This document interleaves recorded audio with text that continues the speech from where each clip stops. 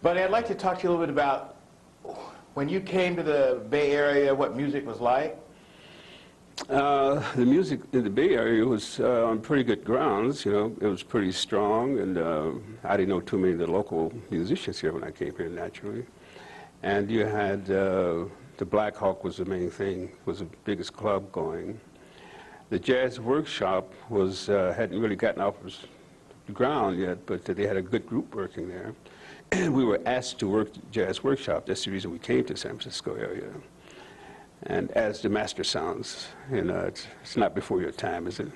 No, Master Sounds, okay. I'm familiar with them. And the Master Sounds was a quartet with me playing vibes, Benny Barth drums, my brother Monk bass, and Richie Crabtree piano. And after, I'd say, 6 months or so, the club started building. I forgot the Matador was across the street. Right. And Cal J, I think, worked there. Right. And after a certain period of time, the Jazz Workshop caught on like fire. Then they started bringing big names in. So we felt kind of partly responsible for that. So then John Coltrane, Miles, Cannon, everybody, they started working there. How do you feel about music in the Bay Area now, and particularly jazz? Well, I don't know what it means to her or you, but jazz is what I come up under, and the type of music, Afro-classic, whatever you want to call it. Bebop is my main area of the music.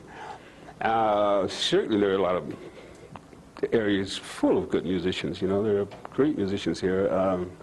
In terms of places, there's getting to be like for instance, the major clubs here in the city, like Kimball's, Yoshi's, it's getting to be the place to go. Jazz-wise, there are several good bands, several good trios, singles, good piano players, you know, good drummers, yeah, quite a few of them. Well, are we ebbing toward another peak in jazz, or has jazz come to an end in the Bay Area?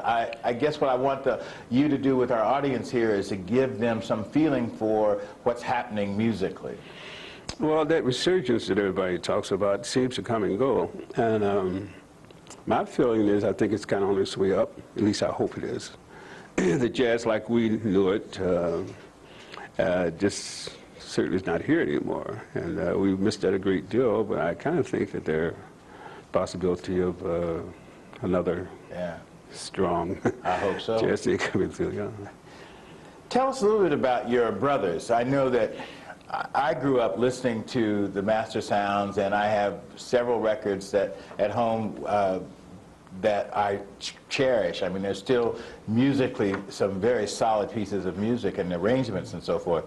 Tell us a little bit about your brothers. Okay, first of all, I'm from Indianapolis, Indiana, and I'm from a family of 5 kids, 5 children, and all musicians. You know, 4 brothers and 1 sister. And my oldest brother was a junior. He was a drummer. His name was Thomas Montgomery. No one ever heard of him, but he actually started everybody out in music, especially my other 2 brothers. They started me.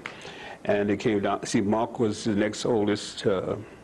He was a bass player. One time he was playing guitar. Then Wes was next. And I think most people are familiar with his name. And then my sister, who was an excellent piano player and still plays great. Oh, wow. And then along came me. I'm the youngest, and so I decided to play piano, and that's how it came down. It dwindled down to me. You know. Now, did all of you migrate to the West Coast at one time? No, my brother Monk first, he played with Lionel Hampton. Well, he and Wes both at different times played with Lionel Hampton. And I think in 1953 or 52, we were all together, the brothers were together in Indianapolis, and we disbanded, and he decided to come to Seattle, Washington. And he was the first one to come to the West Coast. And then he found, I started a quartet locally, and I decided I want to play vibraphones. And I was looking for a job, and he talked to a fellow out in Seattle, Washington, and said, come out. So that's how the Master Sounds got started. And then years later, when my brother Wes started to get back on the scene, then he came out, not to Seattle, but he came to Oakland to move here for a short while. Only a few months, I don't think they really cared for it. Then he went back to Indianapolis.